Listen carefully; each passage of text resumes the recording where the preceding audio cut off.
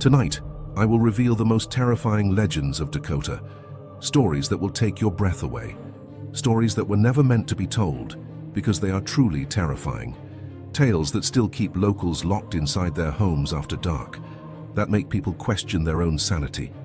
These legends are far more than just old folklore. They may be closer than you think. And if you believe this is all just myth, think again. Because from this moment on, you will discover just how real these nightmares can be. Do you have the courage to continue? Now take a deep breath, turn off the lights, and whatever you do, don't look behind you, because from this moment on, it's already too late. The Demons of Tagus, the forgotten horror of North Dakota. Some places in this country don't want to be found. Towns that died but never really stayed dead. Tagus, North Dakota is one of those places. It used to be just another railroad stop. Then the Great Depression hit. The cattle disappeared. The crops failed. Families packed up and never looked back.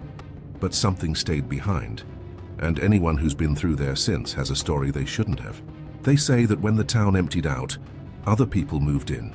The kind that gathered late at night in the old church on the hill.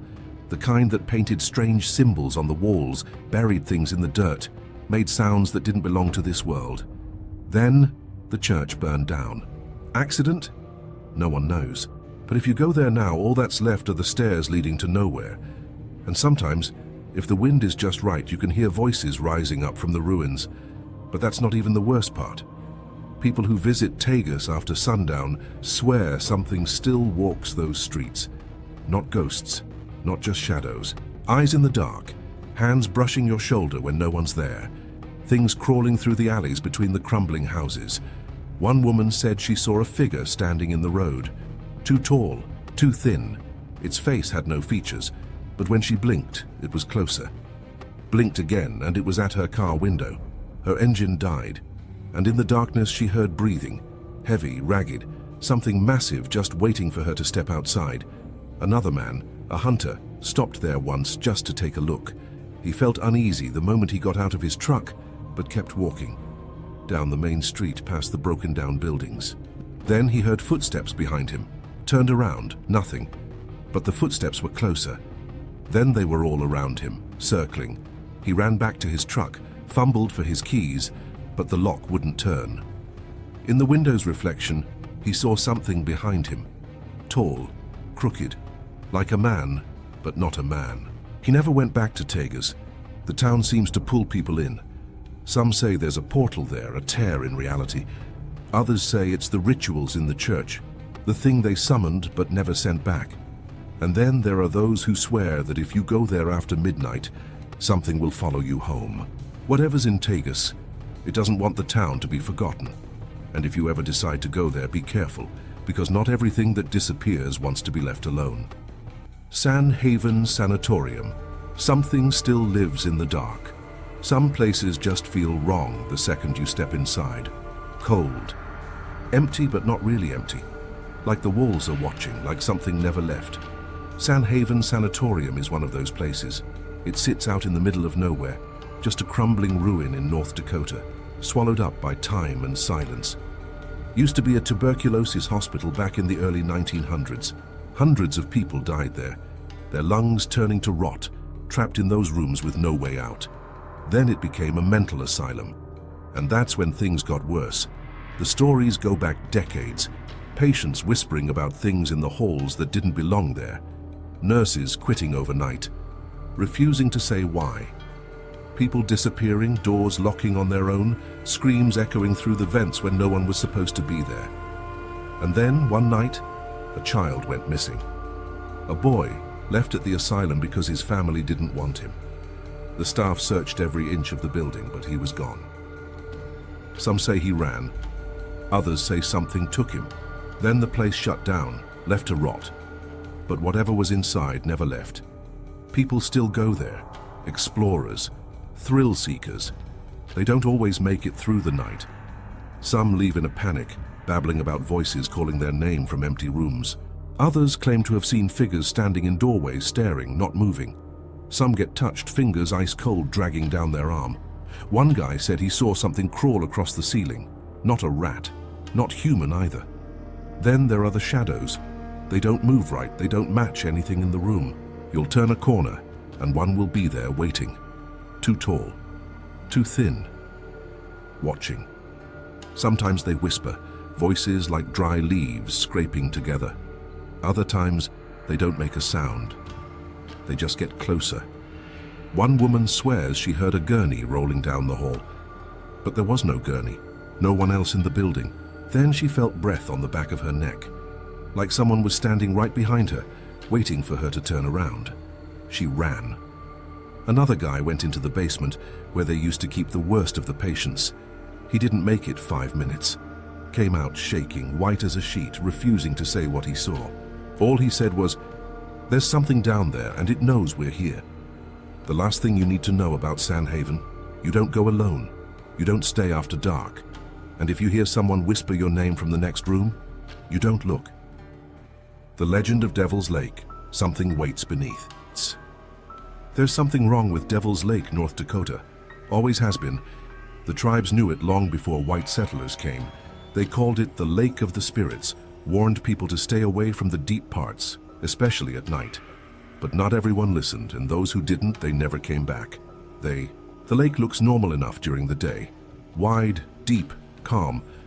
But when the sun sets, that's when things change. That's when the water moves when it shouldn't. That's when people start hearing things. Fishermen have talked about seeing something massive just below the surface, bigger than any fish should be. Some swear they've watched long black shapes slipping through the water, moving too fast, too smooth. Others say they've seen eyes, wide, unblinking, just below the waves, watching. And then there are the ones who don't come back.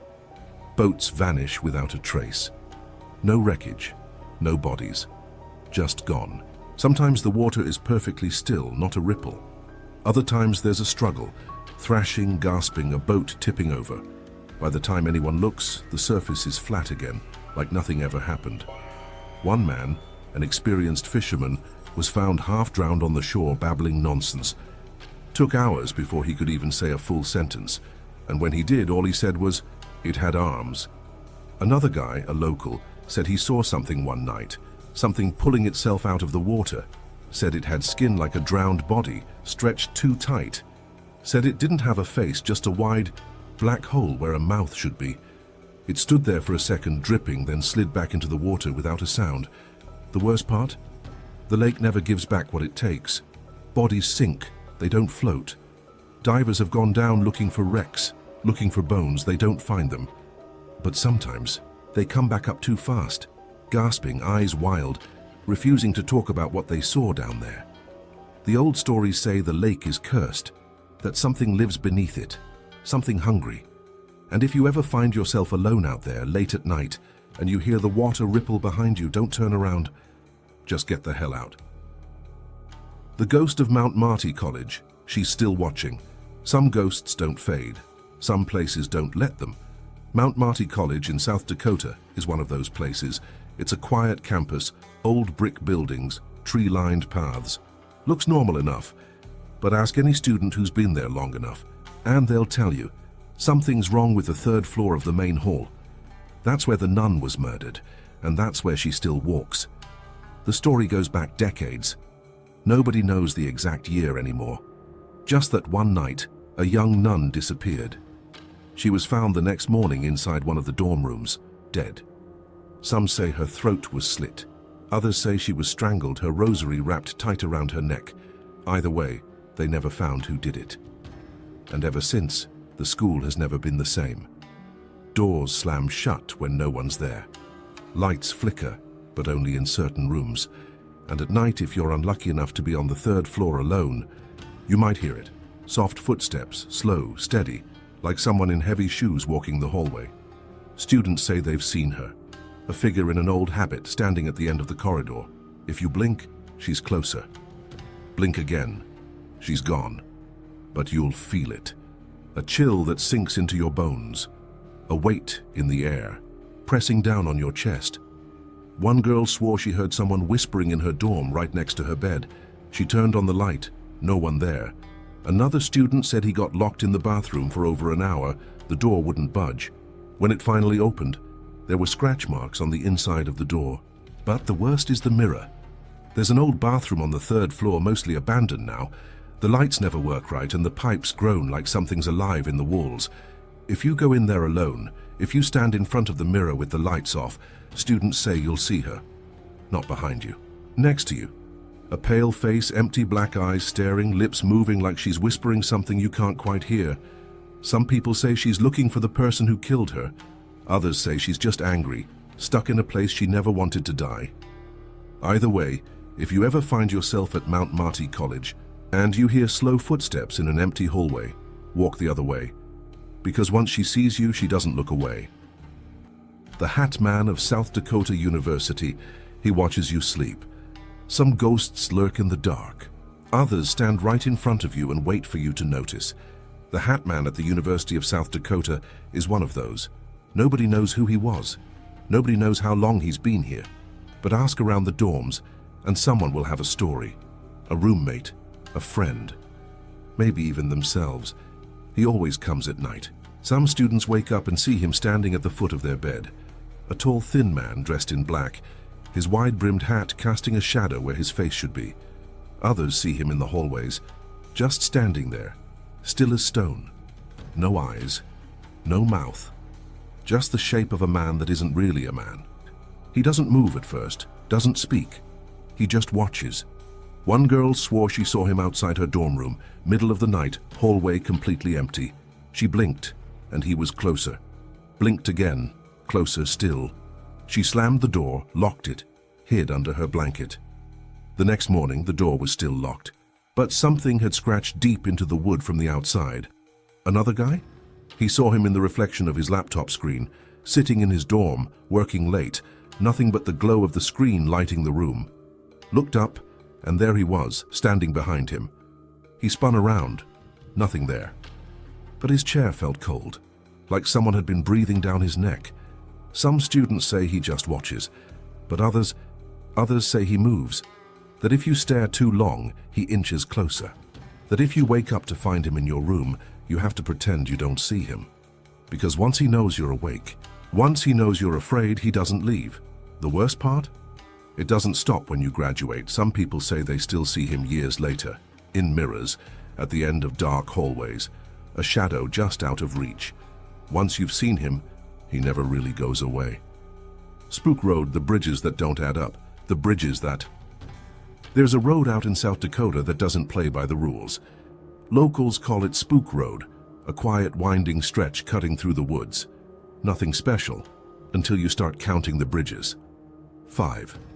That's how many there are, or at least that's what people say. But here's the thing, count them on the way in. You'll get one number. Count them again on the way back and somehow it won't be the same. Nobody knows why. Nobody can explain it. But plenty of people have tried. Some say the bridges don't really change, that it's just a trick of the mind, the way the road bends and twists. Others say it's something else, that the land doesn't want you to know where you are.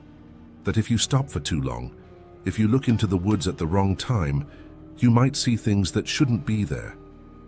People have pulled over and seen figures standing just beyond the tree line, barely visible between the branches. Thin, too tall, watching. Sometimes they step closer, sometimes they don't. But if you make eye contact, they smile. One guy swore he saw a woman standing on the last bridge, pale, soaked like she just crawled out of a river. He hit the gas, didn't stop, checked his mirror. She was sitting in the back seat. Another driver said he crossed the 5th bridge, but when he looked back there was no bridge at all.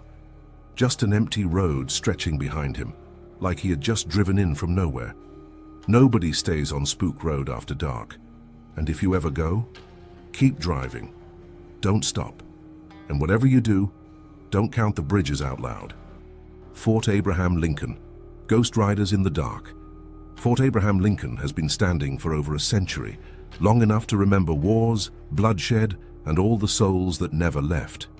Built as a military post, the fort saw battle after battle, soldiers and native warriors dying on its soil. People say you can still hear them, the cavalry that never stopped riding, the voices of men long dead carried on the wind. It starts with a whisper. You'll be walking near the barracks past the old blockhouses, and suddenly the air feels heavier, like something is watching. Then you hear it, the distant thudding of hooves. Not one, not two. A whole cavalry galloping fast. But there's nothing there. Some people claim they've seen them, shadowy figures on horseback moving through the fog, always at dusk, never in full sight, just shapes cutting through the trees before disappearing into thin air. Then there are the ones inside the fort, soldiers who never left. One woman, a park ranger, was locking up when she heard boots walking behind her, heavy steps, military. She turned, nobody there. She kept walking. The footsteps followed. When she reached the door, she heard a voice, low, right against her ear. Stay here. She quit the next day.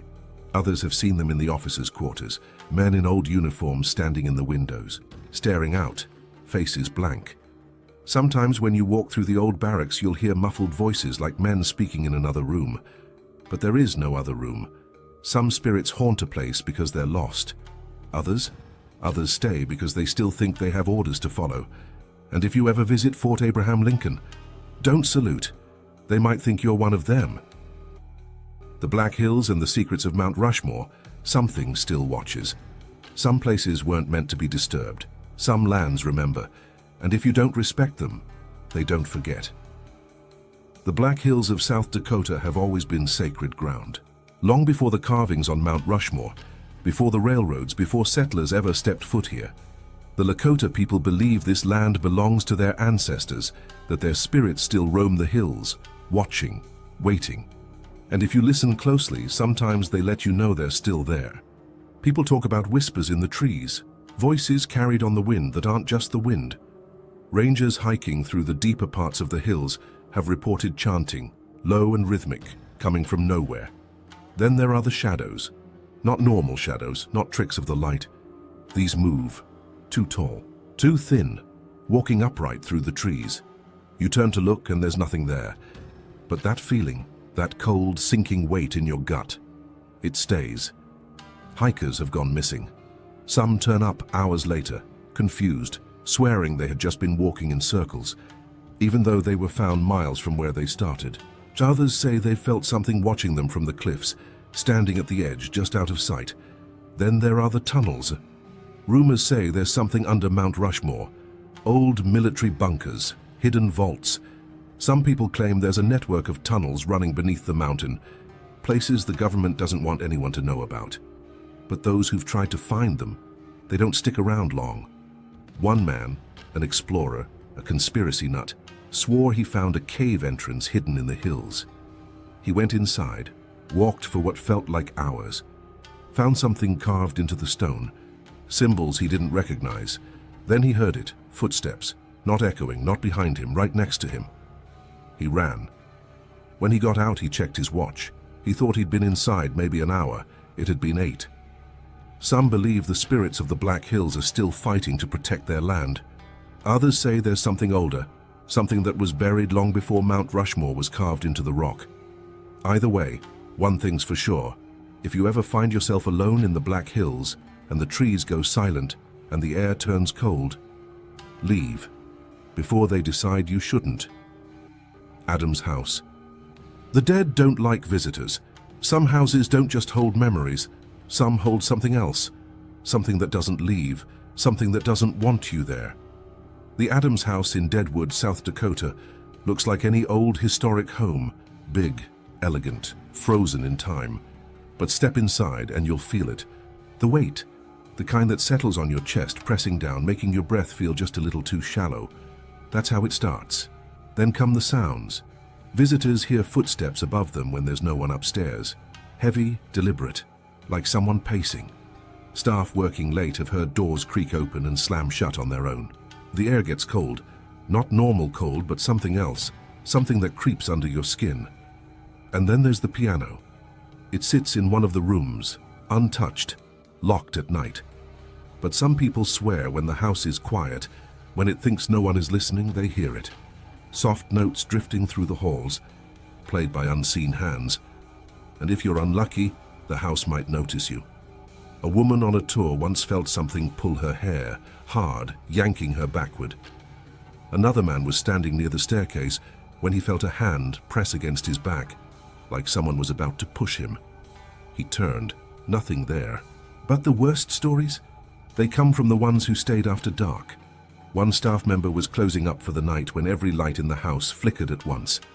Then the furniture started shifting, chairs scraping against the floor, a table shaking violently in the next room. He ran. Another worker tried to lock the front door, but before she could turn the key, she heard it. A whisper, right behind her ear. "Get out." She never went back. People say it's the former owners still roaming the halls, keeping watch over what was once theirs. Others believe something older, darker, made its home inside those walls, whatever it is, whatever. It doesn't want to be disturbed.